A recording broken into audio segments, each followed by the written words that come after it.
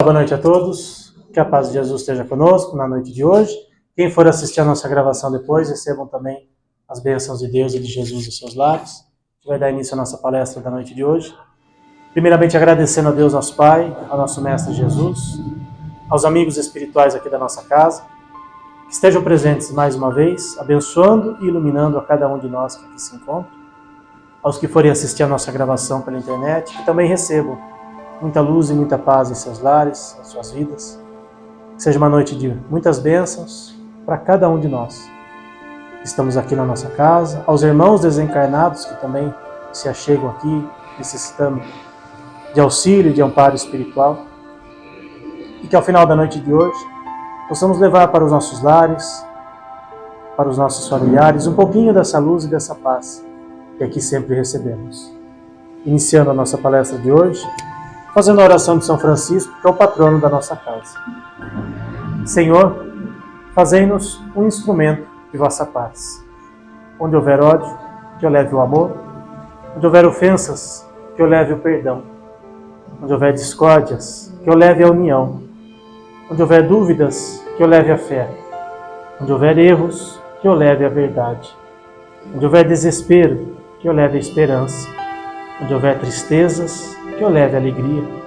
Onde houver trevas, que eu leve a luz. Ó Mestre, fazei que eu procure mais consolar que ser consolado, mais compreender que ser compreendido, e mais amar que ser amado. Pois é dando que se recebe, é perdoando que se é perdoado, e é morrendo que se vive para a vida eterna. Que assim seja. Hoje quem vai fazer a palestra para a gente é a nossa companheira Sandra, que é aqui da nossa casa mesmo. Sandra, fique à vontade. Boa noite, gente. Hoje eu vou falar sobre um tema, bem-aventurados os puros de coração. No item 11 fala sobre escândalos, sobre cortar a mão. Cortar a mão de todo mundo aqui hoje. Então eu vou ler primeiro o Evangelho, né, onde tem esse conteúdo, né, no item 11, vamos entender direitinho. Esse aqui foi Mateus que escreveu, tá? O que escandalizar, porém, a um desses pequeninos que creem em mim, melhor lhe fora que se pendurasse ao pescoço uma mó de atafona e o lançasse ao fundo do mar. Ai do mundo por causa dos escândalos, porque é necessário que sucedam escândalos, mas ai daquele homem por quem vem o escândalo. Ora, se a tua mão ou o teu pé te escandaliza, corta-o, lança-o fora de ti. Melhor te é entrar na vida manco ou aleijado, do que tendo duas mãos ou dois pés ser lançado no fogo eterno. E se o teu olho te escandaliza, tira-o, lança-o fora de ti. Melhor te é entrar na vida com um olho só, do que tendo dois ser lançado no fogo do inferno. Vede, não desprezeis alguns desses pequeninos, porque eu vos declaro que os seus anjos no céu incessantemente estão vendo a face do meu Pai, que está nos céus, porque o Filho do Homem veio a salvar o que havia perecido. Então é assim, né? Na época de Jesus, quando ele foi dito isso daqui, foi de uma maneira assim bem forte mesmo, arranca a mão, corta o olho, né? Aí vem a espiritualidade, né, com o trabalho de Kardec, falar de uma maneira onde a gente entenda o que Jesus falou de uma maneira assim bem compreensível. Então, eles falam o seguinte para nós: em seu sentido vulgar, escândalo é tudo aquilo que choca a moral ou as conveniências, de maneira ostensiva. O escândalo não está propriamente na ação, mas nas repercussões que ela pode ter. A palavra escândalo implica sempre a ideia de um certo barulho, sabe? Um negócio assim estrondoso, que chama atenção. Muitas pessoas se contentam com evitar o escândalo, porque o seu orgulho sofreria com ele e a sua consideração diminuiria entre os homens, procurando ocultar as suas torpezas, o que lhes basta para tranquilizar a consciência. Esses são, segundo as palavras de Jesus, sepulcros brancos por fora, mas cheios de podridão por dentro, vasos limpos por fora, mas sujos por dentro. No sentido evangélico, a acepção da palavra escândalo, tão frequentemente empregada, é muito mais ampla, motivo porque não é compreendida em certos casos. Escândalo não é somente o que choca a consciência alheia, mas tudo o que resulta dos vícios e das imperfeições humanas, todas as más ações de indivíduo para indivíduo, com ou sem repercussão. O escândalo, nesse caso, é o resultado efetivo do mal moral. Então, falar de escândalo é falar de tudo o que é inconveniente para os demais. Se você acha que para você não é inconveniente, tipo assim, ó, para mim tá tudo normal. O que que tem eu ficar criticando os outros? Eu tô falando a verdade, não é?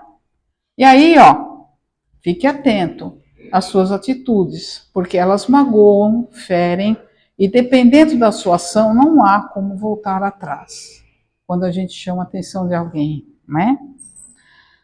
Só que às vezes a verdade ela pode ferir. Então, se ela fere, é melhor a gente ficar quieto. A recomendação de Jesus aqui nesse capítulo do Evangelho trata-se de situações cotidianas que causam incômodo nas pessoas. Existe assim uma linha muito sutil, muito frágil entre o que a gente pode falar e aquilo que a gente não pode falar. Muitos se enchem de motivos e dizem: eu tenho que falar alguma coisa. Eu vejo a coisa errada, eu vou ficar quieto? Como a situação errada vai mudar se ninguém falar nada? Então, essa é uma desculpa boa que muitos escandalosos dão para poder justificar as suas inconveniências e o seu desrespeito aos demais. Então, André Luiz, no livrinho Sinal Verde, ele diz o seguinte: no item 29, temas importunos, traz uma lista de temas, de assuntos desagradáveis, que dá uma pequena demonstração de como a gente pode evitar. Mas existem outros temas também. Doenças, a gente falar de doença, a gente fazer intriga, a gente fazer críticas, a gente usar de sarcasmo, de divórcios, racismo, contendas domésticas, desajustes alheios, conflitos sexuais, notas deprimentes com referência aos irmãos considerados estrangeiros, preconceitos sociais, escândalos, autoelogio, divergências políticas, carestia da vida, falar sobre as coisas da vida que andam muito caro, crimes, pornografia, males pessoais, infidelidade conjugal, recordações infelizes, reprovação a serviços públicos, comparações pejorativas, lamentações, anedotário inconveniente, histórias chulas, comentários desprimosos quanto à casa dos outros. Veja bem, às vezes a pessoa convida a gente para ir na casa dela, ela está abrindo a casa dela para a gente, né? E a gente sai de lá criticando. Fala assim, você viu aquela louça na pia, tudo cheio de gordura, que mulher porca, não é? A gente fica criticando a casa dos outros. E a pessoa abriu a casa dela porque ela confia na gente. Então, é assim, é como a nos dizer para termos etiqueta espiritual diante desses assuntos aqui. Então, você cheio de verdade, cheio de observações pertinentes ao seu entendimento, mas que causam um desgosto, um desagrado, né? E sabe o que acontece quando você age assim com as pessoas? Muitas vezes culmina, sabe em quê? Em suicídio, tá? Em suicídio. Quantas pessoas não se suicidaram porque foram criticadas de uma maneira desrespeitosa, debochada? Quantas pessoas não entram em depressão por conta da chacota, do desprezo, da ironia, do insulto da parte daqueles que observam de maneira maldosa? Quantas reputações não são destruídas instantaneamente por interpretações, muitas vezes equivocadas, daqueles que observam com um olhar sempre maligno. Lembremos do caso, eu não sei se vocês vão lembrar, de um caso que aconteceu em São Paulo, a escola de base. Alguém lembra disso? Foi ao ar uma reportagem que denunciava suposto abuso contra crianças na escola base, colégio na região central de São Paulo. Essa matéria mudou para sempre a vida dos donos da instituição e ficou conhecida como um dos maiores erros da história do jornalismo brasileiro. O que aconteceu aí? Essa escolinha, ela não estava indo muito bem, então um casal resolveu comprar a escola e eles modificaram tudo, já estavam com bastante alunos, eles convidaram o cunhado e a cunhada para trabalharem com eles lá, eles ficavam na administração, a cunhada era professora, além de ter outros professores também, e o marido era o que cuidava da perua, que levava e trazia as crianças. Então, o que aconteceu? Uma mãe, ela percebeu que o filho dela, de 4 anos, parecia que tinha sido molestado sexualmente. E aí ela comentou com uma outra, e aí caíram de pau em cima da escola. Chamaram ele de estuprador, depredaram a escola, depredaram a casa do motorista da perua. Olha, foi assim uma coisa horrorosa. Isso foi repercutido no Brasil inteiro, não sei se vocês lembram. E aí, o que aconteceu? Não foi encontrado nenhum indício que eles estivessem envolvidos. Por quê? Os jornalistas caíram de pau em cima desse assunto. Quanto mais tempo esse assunto ficava na mídia, melhor era para eles. Porque notícia ruim é bom, as pessoas gostam. As pessoas gostam de notícias ruins, né? Acabou a vida para eles. Eles tiveram que fechar a escola e sumiram, porque acabou com eles. Depois, o delegado também, ele não quis nem saber, ele não quis nem ir atrás para realmente saber se era verdade ou não. E no fim, eles foram absolvidos porque não encontraram nada que incriminassem eles. Por quê? Fizeram um exame na criança e foi constatado que a criança estava com constipação intestinal. Então, ela sofria na hora de fazer o número 2 e aquilo dava a impressão que ela tinha sido violentada, alguma coisa. Mas só depois disso já não estava mais, porque foi feito aquele escândalo enorme, né? Para essa família, acabou com eles. Acabou. Aí, quer ver, tem um outro caso que eu não sei se vocês lembram, esse daí é mais antigo ainda, o caso dos irmãos Naves. Alguém soube? Tem até filme sobre isso daí, os irmãos Naves. Esse caso também foi muito triste, muito triste. Foi feito um escândalo, acho que pior do que esse daí. Eles eram dois irmãos, o Joaquim e o Sebastião. O Joaquim e o Sebastião, eles eram agricultores, humildes, trabalhadores. E um primo deles, o Aparecido, ele era da cidade, ele se uniu a eles porque ele queria fazer negociação com os produtos que eles produziam, arroz, por exemplo.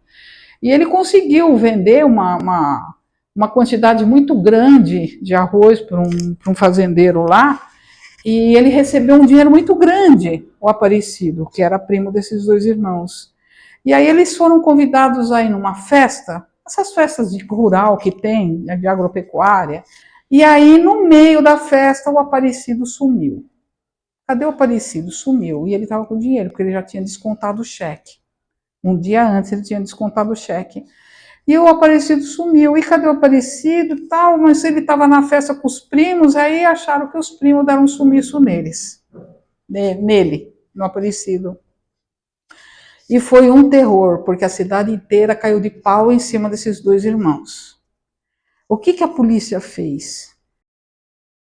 A polícia coagiu eles através de torturas. Torturou até a mãe deles, para ela confessar que ela pegou o dinheiro e deu sumiço.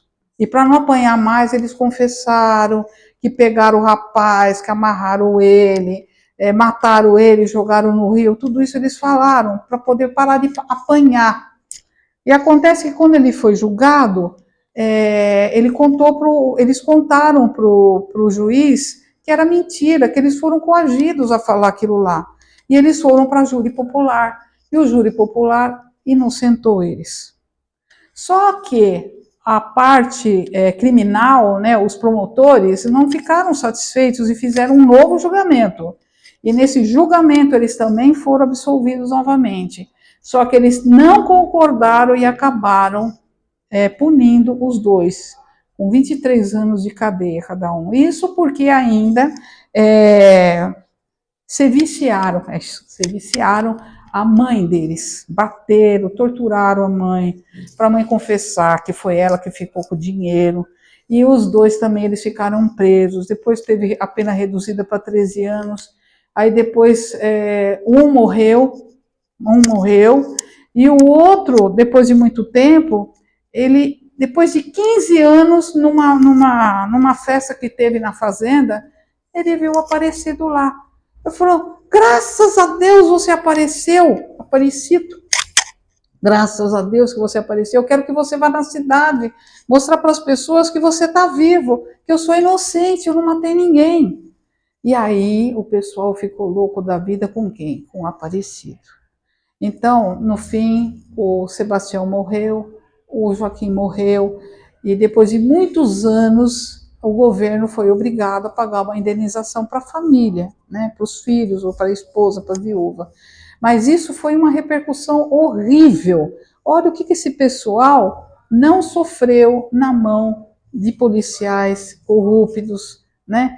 E olha o escândalo que foi isso. O Brasil inteiro saiu, foi até feito um filme sobre isso. Se vocês quiserem se aprofundar mais, procura no YouTube sobre o caso dos irmãos Naves. Então você vê, as pessoas, elas medem esforços para encontrar culpados. O negócio, eles não querem nem saber, eles querem que o circo pegue fogo, né? Eles não querem procurar um outro tipo de abordagem, né? E isso a gente gosta. A gente gosta de ficar assistindo essas coisas. Então, quanto mais tiver, melhor é. Vê se uma notícia boa fica sendo vinculada a uns 2, 3 meses, um ano inteiro. Não fica, porque não dá ibope, né? Infelizmente, a gente é assim. A gente gosta de escândalos. Fake news podem não só mudar vidas, como acabar literalmente com as pessoas. Tirando de lado todo tipo de manifestação realmente reprovável, nós temos que ter o entendimento de agir com bom senso, porque nenhum de nós está desprovido de oportunidades de cometer erros. Quem de nós um dia não pode falar alguma bobagem, não é? Jesus, ele usa alguns termos no sentido figurado, no sentido alegórico, como diz o texto. Se você tem instrumentos que são motivos de provocar escândalos, corta fora, arranca, joga fora para longe de você. Você tem um olho excessivamente crítico que só vê o mal em tudo, então tira ele fora. E aí você fala assim, meu Deus, quer dizer então que eu tenho que arrancar meu olho? Que Jesus radical é esse? Né? Ele quer que a gente fique cego, né? Maneta. Olha, outra coisa, sem dedo para não digitar um monte de bobagens em mensagens no Facebook e Instagram, né? Então não é nesse sentido, né? Não vai cortar o seu dedo literalmente, nem a sua mão. Não é isso. É apenas uma recomendação de uma maneira firme que Jesus disse para nos alertar. E naquela época ele tinha que ser duro, ele tinha que ser contundente, que ele tinha que botar medo nas pessoas. Hoje não, a gente já fala de uma outra maneira.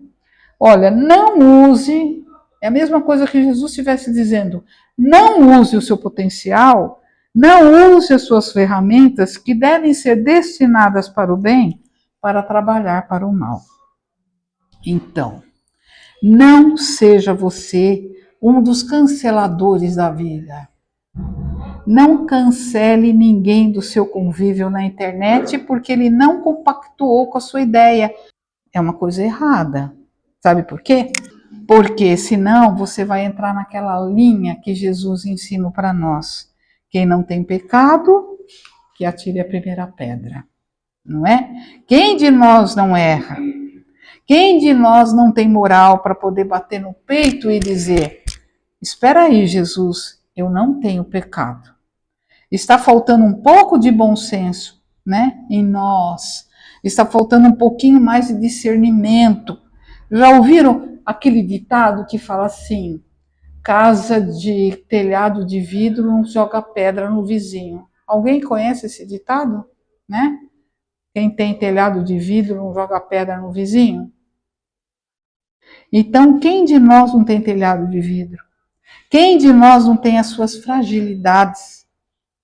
Então, não ouse querer nadar na contramão. Não caia nessa desgraça, literalmente, de querer viver de escândalos.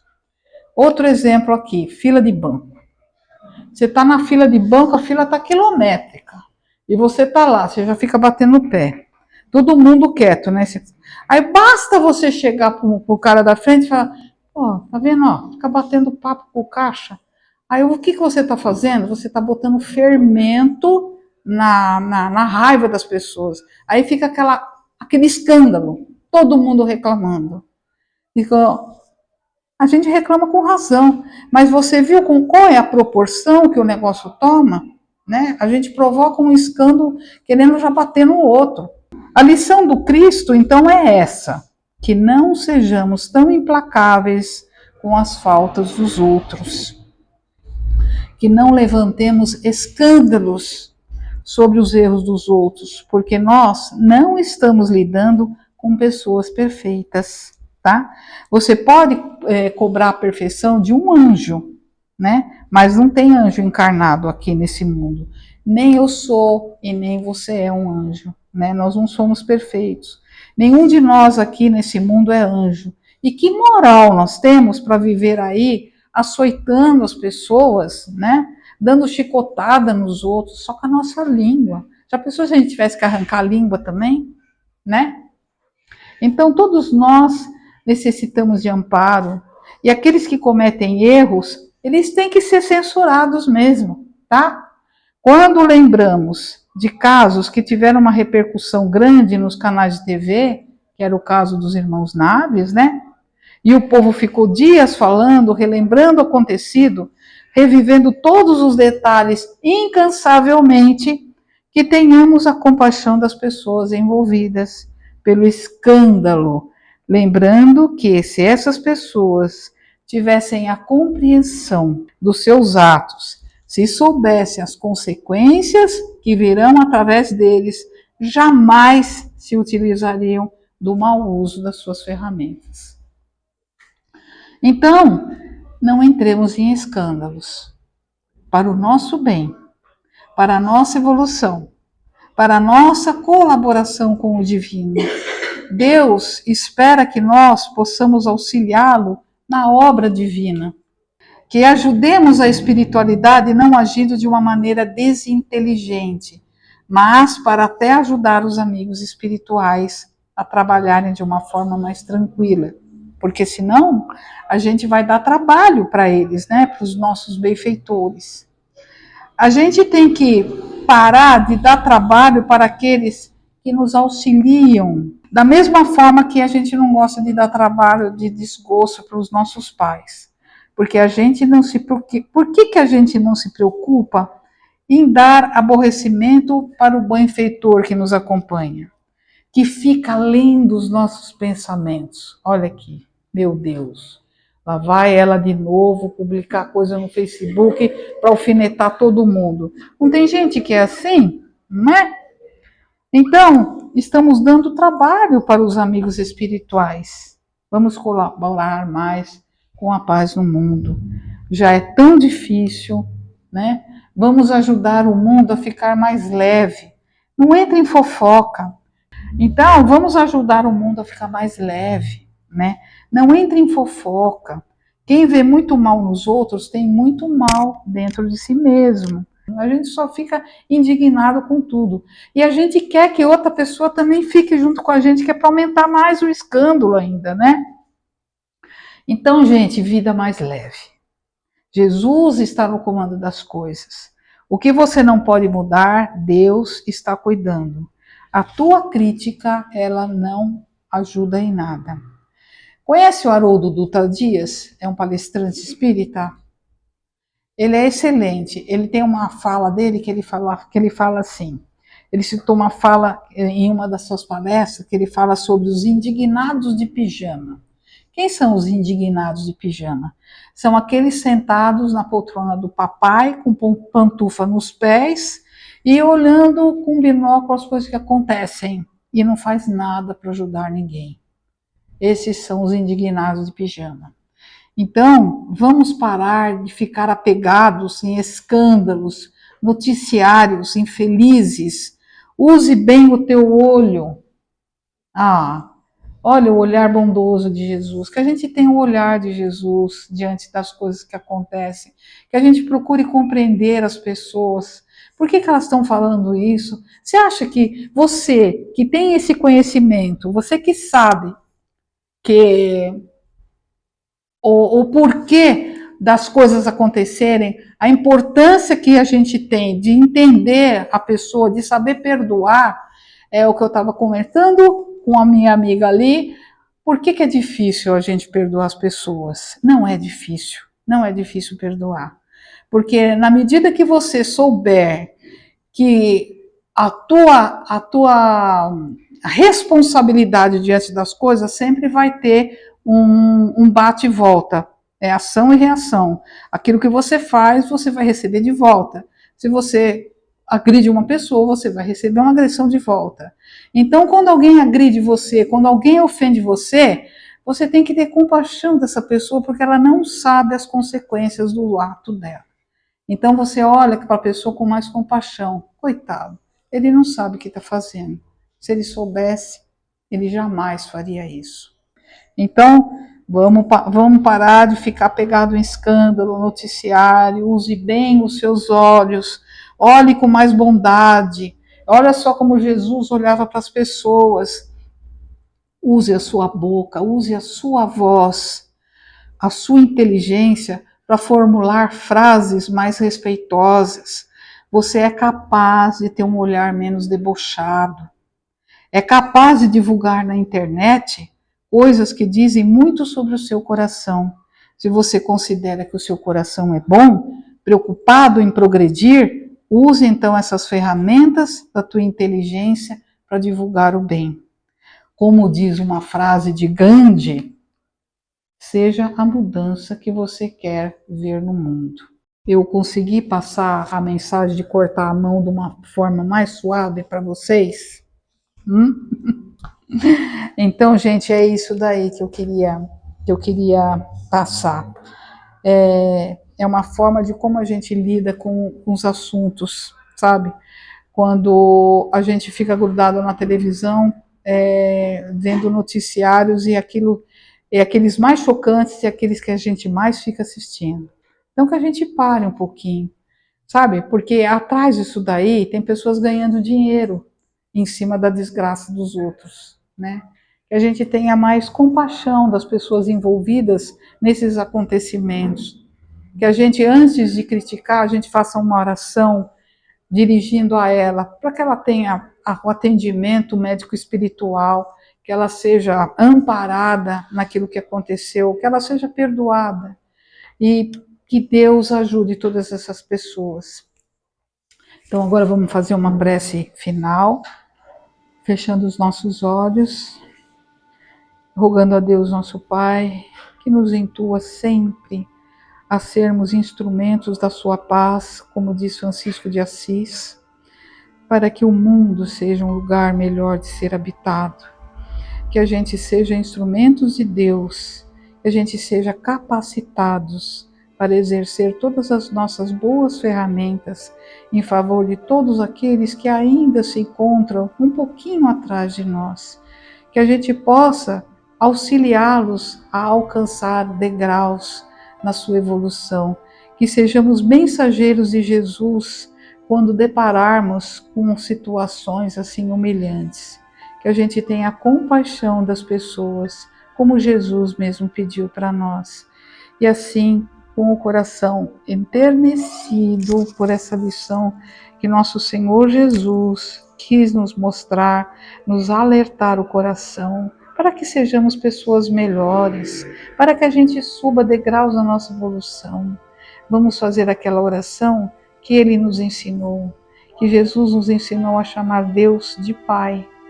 Então, todos juntos, Pai nosso que estás nos céus, santificado seja o vosso nome, venha a nós o vosso reino, e seja feita a vossa vontade, assim na terra como nos céus.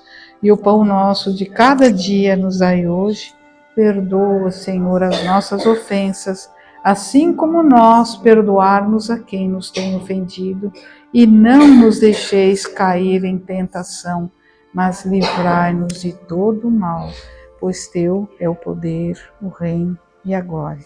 Com a tua bênção, Senhor, que assim seja. Muito obrigada, gente.